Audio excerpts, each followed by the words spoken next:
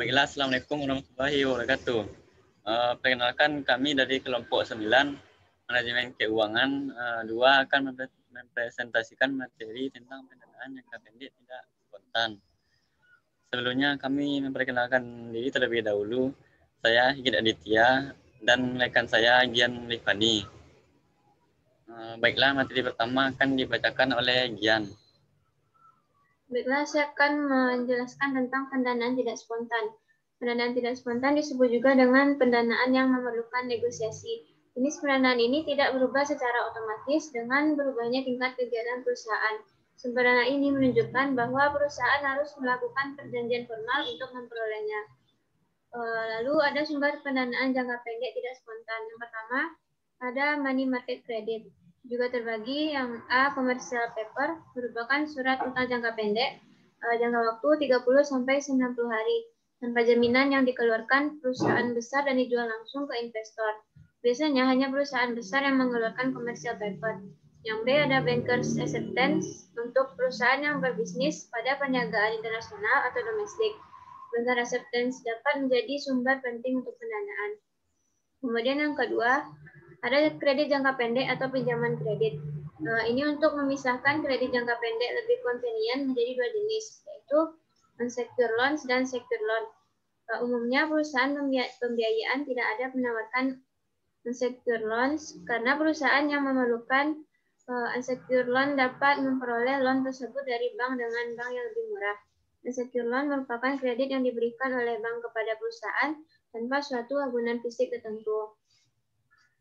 Yang B, ada pendanaan yang berjaminan. Yang pertama ada factoring atau anjak piutang, berarti menjual piutang dagang. Jadi segi perusahaan yang mempunyai piutang, factoring mempunyai manfaat karena perusahaan yang tidak perlu menunggu sampai piutang jatuh tempo untuk memperoleh kas. Yang kedua ada menjaminkan piutang, merupakan alternatif lain dari menjual piutang adalah menggunakan piutang sebagai jaminan untuk memperoleh pinjaman atau trading receivable. Baiklah, selanjutnya saya kembalikan ke moderator.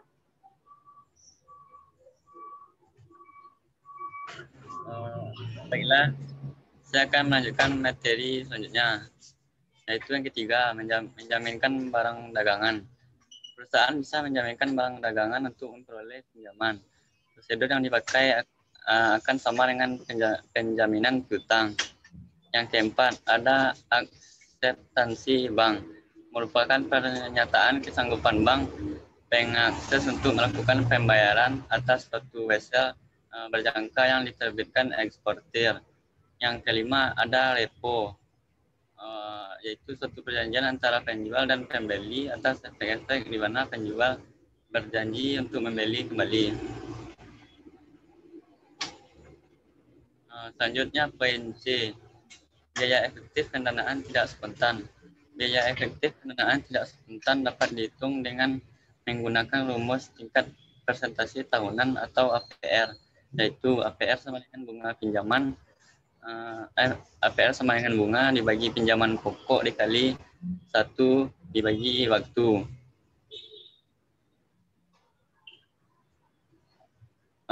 Selanjutnya poin D, biaya efektif pendanaan dengan jaminan.